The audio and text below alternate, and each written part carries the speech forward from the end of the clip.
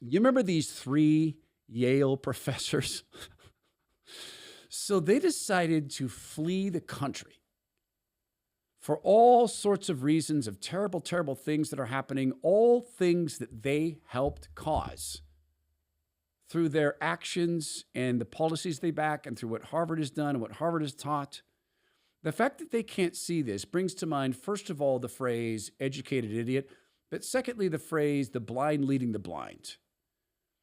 Now, they're a part of a society that's headed by people like Sam Harris. He's supposedly an intellectual, a brilliant mind. You might call him the left's kind of neuroscientist. He can speak on any topic. And recently, Sam Harris was describing what he would like to see in a president. I think it's quite possible that he was just checked out to a degree that I did not suspect at the time. But to close the loop on this whole scandal, even that is preferable to me and to, I think, many Democrats than having someone who we consider to be genuinely evil, genuinely 100% purposed to serving himself in the office of the presidency. I would rather have a president in a coma where the duties of the presidency are executed by a committee of just normal people, right? So that's the choice that many of us believe was before us, and so therefore, not much materially changes once you reveal just how insane and despicable this cover-up of Biden's infirmities actually but Sam, was. But how you get there matters. And it would be one thing if those people told the American people, hey, he's not compos mentis. We're going to take it from here. Yeah. We know what we're doing. We're fine. But that didn't happen. And I mean, just this. So Sam Harris, this great mind, first of all, just didn't notice that Joe Biden was mentally incapacitated, despite his great mind and his being the kind of neuroscientist of the left. But he's fine with a secret panel of normal people running things. Can someone tell me which normal people would agree to run the United States of America behind the scenes and not tell anybody? How is that a normal person? How is that moral? How are these moral people? How are these honest people? We'll just and that's exactly what happened. But were they normal people? No, they were people like these three Yale professors. We'll look at in a second, right after we get a word from Bernie Sanders and a word for you. It's not necessarily your brain chemistry we're about to talk about. It's your body chemistry, and it's what you feed your body on a daily basis and an opportunity to take every single bite of food you consume and make it more powerful. Super, super cool. It's a product called Masszymes. It comes from Bioptimizers. This is not one of the new supplement companies. It's not one of the private label companies. It's not a dropship company. They fund the lab so they can do real, for real research on products like Masszymes, which they just improved to make it 30% more potent. Masszymes takes every bite of food that you eat and helps your body digest it more efficiently, specifically proteins. And proteins, properly broken down, produce amino acids. Amino acids are what sustains lean muscle, and without amino acids, you can't grow muscle. The old formulation of Masszymes produced 1,600 times more amino acids in our bodies than people who didn't take that product. That from a side-by-side test at Birch International University. So you can change yourself into some form of biological machine doing a better job of sustaining the lean muscle you have now, which is the only way to grow more.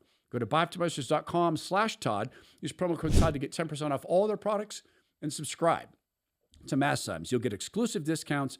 You'll get free gifts and exclusive information packs as a subscriber. Bioptimizers.com/Todd, promo code Todd, and get on with Masszymes.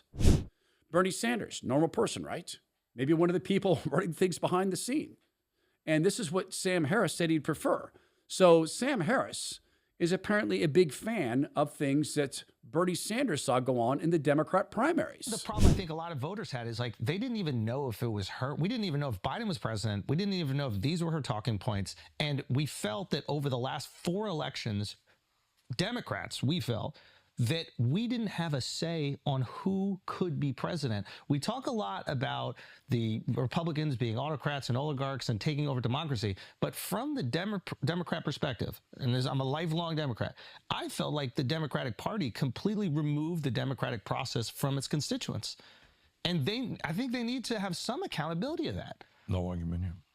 No argument. For you, I mean, I wanted you to, like, 2016, I was like, this is going to happen. This guy's going to do it. And it felt like it felt like they stole it from him. And You look at Bernie's face. If you look at Bernie's face, look at it. I mean, if you're not watching the visual of this, that's the funniest thing I've ever seen in Bernie Sanders. He's honest there. If you don't know, Hillary's team stole the primary from Bernie.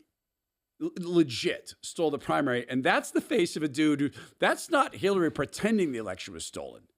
That's a man who knows it. All right, let them continue here. I'll be honest, it broke my heart when you supported him. Look, but you have, in the world that I live in, you got a choice. And I mean, a lot of people, including my wife, agree with you.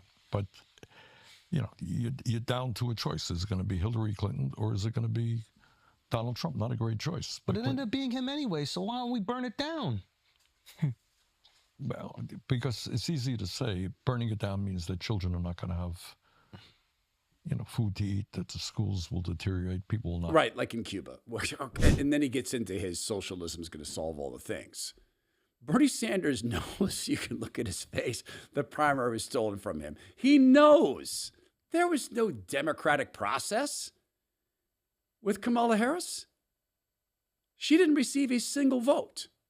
They installed her because it had become too clear that Biden was blue screening mentally all over the place. Far too clear. Which brings us to the Yale professors. Because the Democrat Party used an installed figurehead to replace a demented figurehead, someone installed without a single vote on her behalf, this coming after a 2016 primary where Hillary stole the election from, or the nomination from Bernie, and then Hillary then later had it stolen from her by Barack Hussein Obama through a clever use of their democratic so-called system. Because of all that, because of the lockdowns, because of the speech controls, because of the censorship, because of the use of social media companies to censor Americans, because of the use of our intelligence services to pretend that a president was a Russian asset, because of all these reasons, 3 Yale professors are leaving the country. Oh, wait, stop. No, it's because of Trump. I'm a historian of totalitarianism. I look at fascist rhetoric. I've been thinking about the sources of the worst kinds of history for a quarter of a century. Experts say the constitutional crisis is here now. The Trump administration deporting hundreds of men without a trial. A massive purge at the FBI to make people afraid of speaking out against him. They're moving abroad. I'm leaving to the University of Toronto Jason Stanley. because I want to do my work with the University of Toronto, where a group of Canadian citizens wanted their lives back, and so they protested by honking horns, and the government seized their bank accounts. Got without it? the fear that I will be punished for my words. The lesson of 1933 is you get out sooner rather than later. I've spent a lot of time in the last decade trying to Timothy prepare Snyder. people if Trump were elected once, let alone twice. Look what happened. Is this crazy? And yet, Kamala Harris elected how many times? Nominated how many times? 0. And that did not concern them at all. The video continues. Not flee Trump. But if people are going to leave the United States or leave American universities, there are reasons for that. One thing you can definitely learn from Russians Is that it's essential to set up centers of resistance in places of relative safety. we want to make sure that if there is a political crisis in the U.S., that Americans are organized.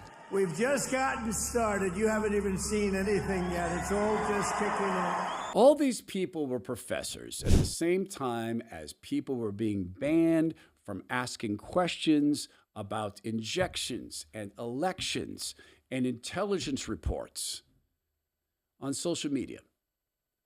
They have sat in a country while people are forced to use descriptive pronouns they'd rather not. They exist in a country where one of the states now can charge you as a private citizen if you accidentally use a wrong descriptive pronoun tied to gender.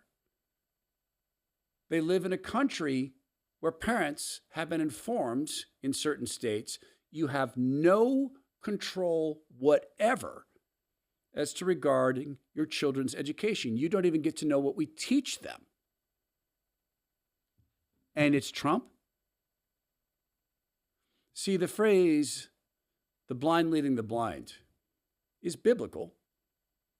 Jesus talked about the Pharisees being the blind leading the blind.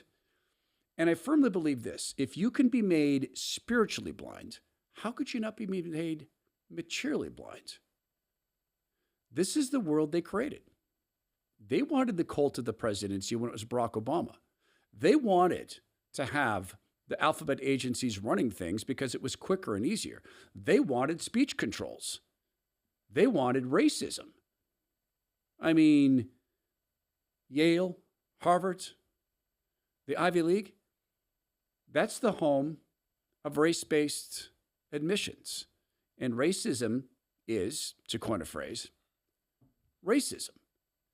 But yes, flee the country to a place of relative safety, like Canada, where a dad was imprisoned for refusing to pretend that his girl was, well, something other than that.